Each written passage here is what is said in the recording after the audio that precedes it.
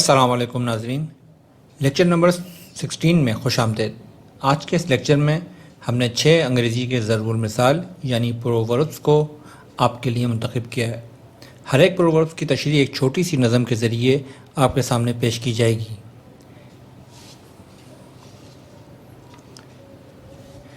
پہلا پروورب آپ کے سامنے ہے، A rolling stone gathers no moss۔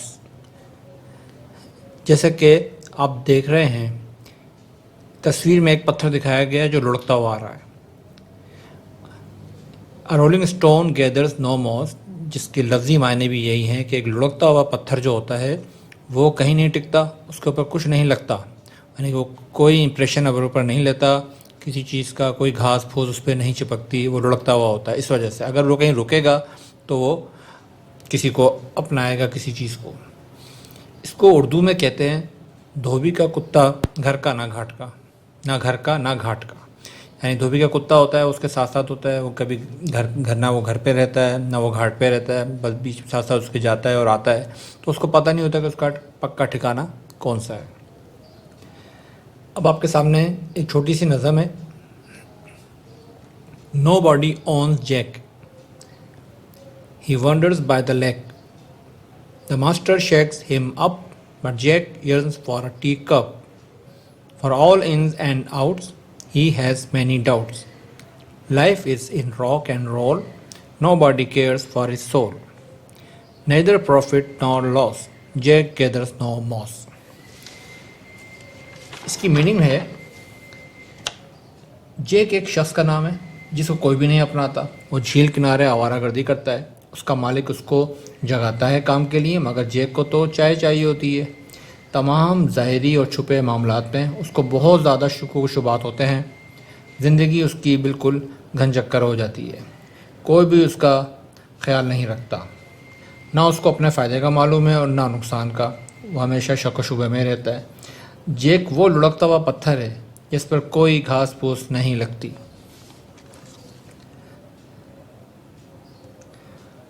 ناظرین، اگلا پروورب آپ کے سامنے ہے، Too many cooks spoil the broth۔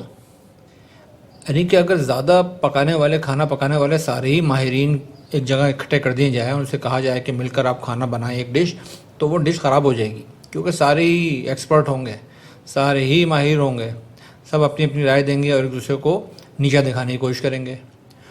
تو اردو میں اس کو کہتے ہیں دو ملاؤں میں مرغی حرام۔ یعنی اگر دو مولوی یا ملا اکٹھے ہو جائیں اور ان سے کہا جائے کہ یہ حرام ہے یہ حلال، تو دونوں اپنی رائے تو دیں گے مگر کوشش کریں گے کہ ایک دوسرے پہ اپنے آپ کو فوقیت دیں، لہٰذا تھوڑا سا فرق رکھیں گے۔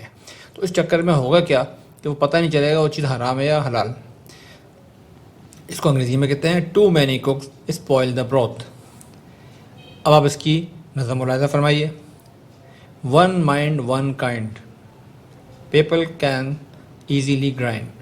If one is free to act, he will find a self-pact. Some quick and some loth. Make a work dull and spoil broth.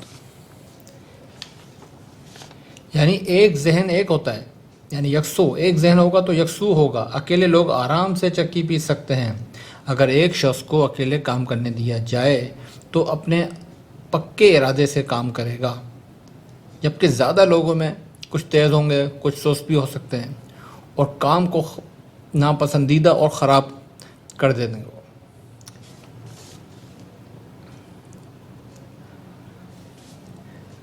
اگلا پروورب آپ کے سامنے ہے، The pen is mightier than the sword۔ یعنی قلم تلوار سے زیادہ طاقتور ہوتا ہے۔ اردو میں بھی اس کو اسی طرح کہیں گے۔ نظم ملاحظہ فرمائیے۔ A man of big body and muscles can fight and settle many tussles, but a script helps plaintiff in the court, wins the truth and restores the fort. The worth of the words on the board reminds the pen is mightier than the sword۔ یعنی ایک شخص بڑا تنومند اور بڑے اچھے کے muscles ہیں، وہ لڑ بھی سکتا ہے اور کئی لوگوں کے جھگڑے بھی نمٹا دیتا ہے اپنی طاقت سے، مگر تحریر جو ہوتی ہے لکھا ہوا دوران مقدمے میں عدالت میں وہی کام آتا ہے۔ سچ کی فتح ہوتی ہے تو پھر قلعے جو ہوتے ہیں ان پر قبضہ بحال ہوتا ہے، قلعے فتح ہو جاتے ہیں۔ لفظوں کی وقت بورڈ پر لکھائی کی صورت میں ہمیں یاد دلاتی ہے کہ قلم تلوار سے زیادہ طاقتور ہوتا ہے۔ ناظرین، اگلا پروورب آپ کے سامنے ہے، ڈیتھ کیپس نو کیلنڈر، یعنی موت اور گاہک کے آنے کا کوئی اعتبار نہیں۔ اردو میں اس طرح کہتے ہیں اور انگریزی میں اس کے کہتے ہیں ڈیتھ کیپس نو کیلنڈر، یعنی موت کا کوئی کیلنڈر نہیں ہے کہ وہ پہلے سے ایشو ہو جائے کہ اس ڈیٹ کو اس کی ڈیتھ ہونی ہے، اس ڈیٹ کو اس تاریخ کو اس نے مرنا ہے، کوئی پتہ نہیں کب آ جائے۔ اس کی نظر ملاحظہ فرمائیے، The world as I see in my leisure, like a mine without treasure. Do or die is my passion. Time waits not for a fashion. Either ill or healthy gender, for death keeps no calendar. یعنی میں تنہائی میں پاتا ہوں دنیا کو ایسا کیسا، جیسے کوئی کان ہو بغیر خزانے کے۔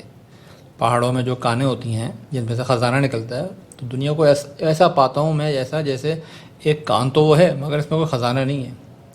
جینا یا مرنا میرا جذبہ ہے، وقت کسی جدت کا، نئے فیشن کا انتظار نہیں کرتا، وقت نہیں انتظار کرتا کہ اب کیا آنے والا ہے، کیا تبدیلی آنے والی ہے۔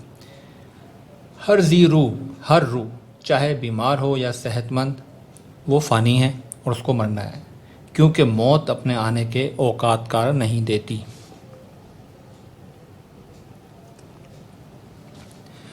اگلا پروورب آپ کے سامنے ہے، When the going gets tough, the tough gets going.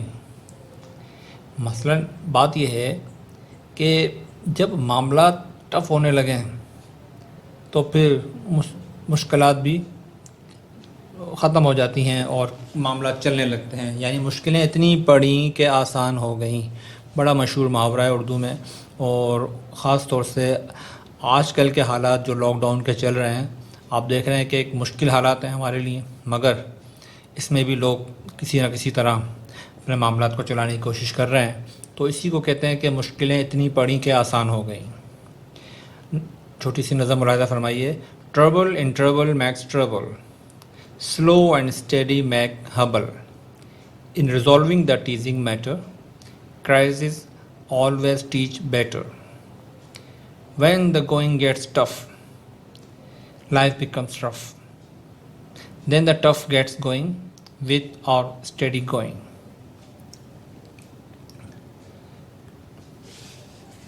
مشکل حالات میں گھبرانا حالات کو مزید مشکل بناتا ہے۔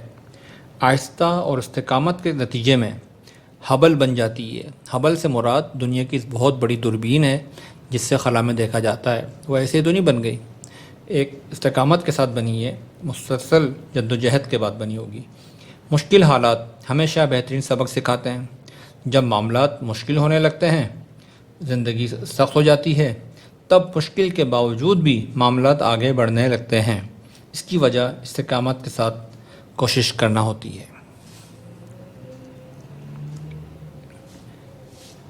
Beggars can't be choosers,